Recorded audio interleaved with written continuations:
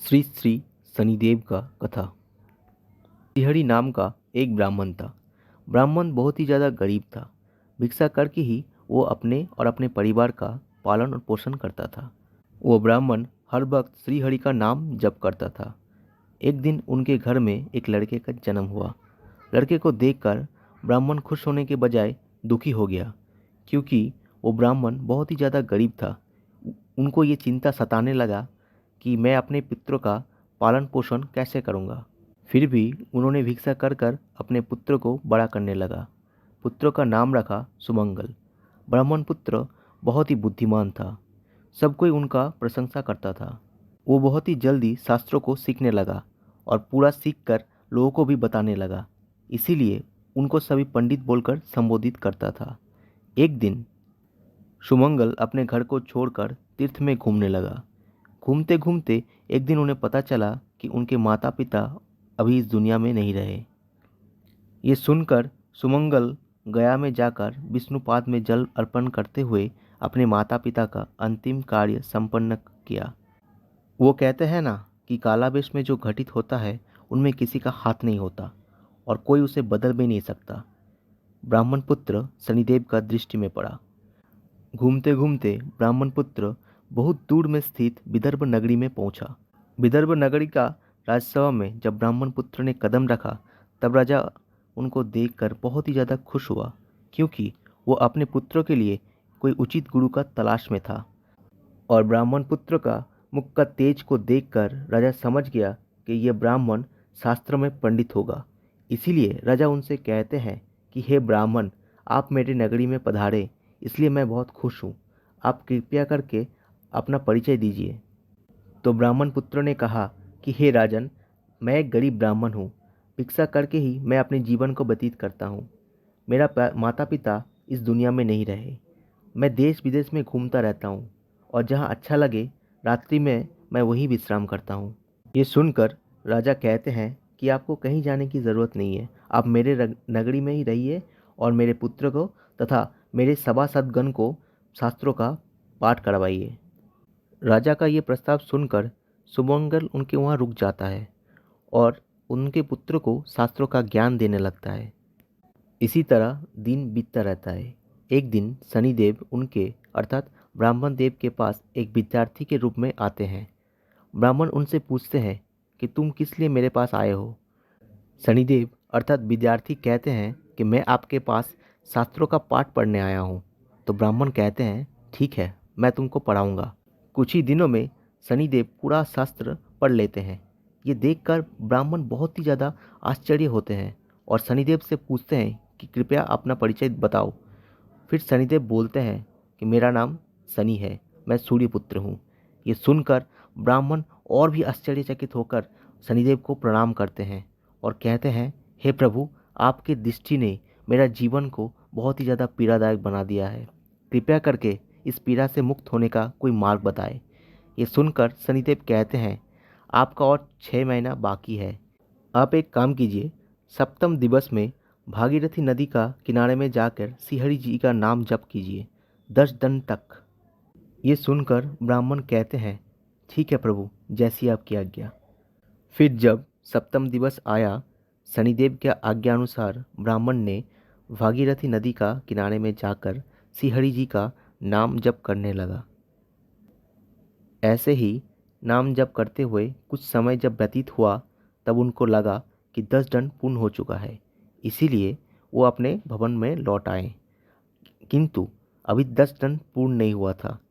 ये देखकर और पहले घर आ जाने के वजह से शनिदेव उनकी अर्थात ब्राह्मण देव के ऊपर बहुत ही ज़्यादा गुस्सा हुए और गुस्सा होकर उन्होंने एक लीला रची ब्राह्मण को सबक सिखाने के लिए। घर लौटकर ब्राह्मण एकांत मन में श्रीहरि का नाम जप कर रहा था। इसी बीच शनिदेव जी ने राजा का जो 2 पुत्र था उनको हरण करके अपने पास रख लिया और माया से ब्राह्मण का उरु में अर्थात ब्राह्मण का जंघा में 2 राजपुत्र का मुंड राके रख दिया।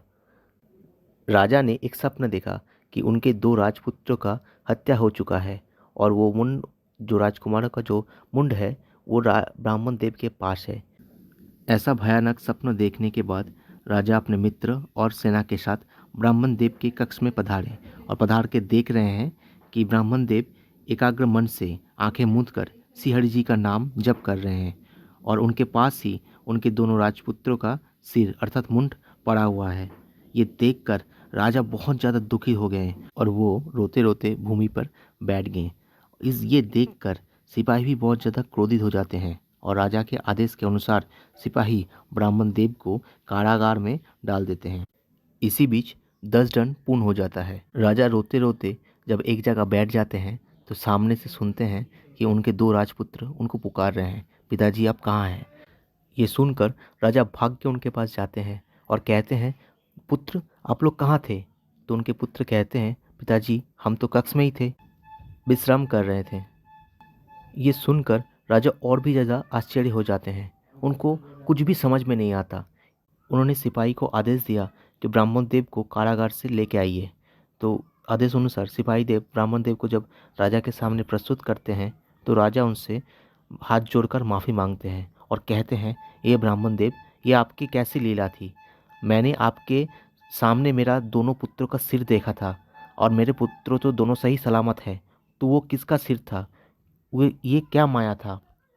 तो ये सुनकर ब्रह्मदेव कहते हैं कि राजन, ये मुझे भी पता नहीं ये क्या था, ये शनिदेव का माया है, मैं इतना कह सकता हूँ। तो ये सुनकर राजा कहते हैं, अगर मुझे शनिदेव दर्शन देते तो मैं उनसे पूछता और मैं उनका पूजा भी करता।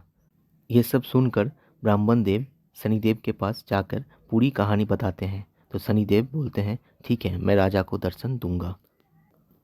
और कहे अनुसार शनिदेव राजा को दर्शन देते हैं। शनिदेव को देकर राजा प्रणाम करते हैं और उनसे कहते हैं, हे प्रभु, आप अगर दर्शन दिए हैं तो आप अपने पूजा का विधि भी हमें बताएं कि जिससे मैं आपकी पूजा कर सकूं। तो शनिदेव कहते हैं, ठीक है, मैं आपको मेरी पूजा की विधि बताता हूँ, ध्यान से सुनिए। नील वस्त्र, कृष्ण तिल, तेल, मांस कलाई एवं मूस देना पड़ेगा। कृष्ण वर्ण का एक घट स्थापन करना पड़ेगा। 5 प्रकार के फूल और फल देना पड़ेगा और इन सब से ऊपर मेरे पूजा में भक्ति ही सर्वोपरि है। अगर मेरे पूजा में कोई भक्तिहीन रहता है या मेरे पूजा को अनादर करता है तो मैं उनके प्रति रुष्ट हो जाता हूँ और उनको मेरे रोष का सामना करना पड़ता है और मेरे रोष से उनके जीवन बहुत ही ज़्यादा कठिन हो जाता है। ये बोलकर ही शनिदेव अंतर्ध्यान हो जाते हैं। इसके बाद राजा हर शनिवार शनिदेव जी का पूजा करते हैं, ध्यान करते हैं, दान करते हैं। ब्राह्मण देव राजा से विदाई लेकर गंगा नदी के किनारे शनिदेव जी का पूजा करते हैं। इसी तरह शनिदेव जी का पूजा ये मर्त धाम में प्रचारित होता है। जो सर्वदा शनिदेव का शरण करते हैं उनको शनिदेव हर मुसीबत से उद्धार करते हैं।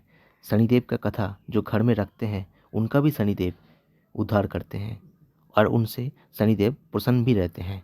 शनि जी को प्रणाम करके जो भी अपने काम में जाते हैं उस काम को सफल होने से कोई नहीं रोक सकता। अब भी अगर जिंदगी में या जीवन में कुछ भी बड़ा करना चाहते हैं तो आप शनिदेव का पूजा कर सकते हैं। शनिदेव आपका मनोकामना जरूर पूर्ण करेंगे। आशा करता हूँ ये कथा आपको अच्छा लगा है। अगर अच्छा लगा है तो चैनल को लाइक, शेयर, सब्सक्राइब कर दीजिए। धन्यवाद।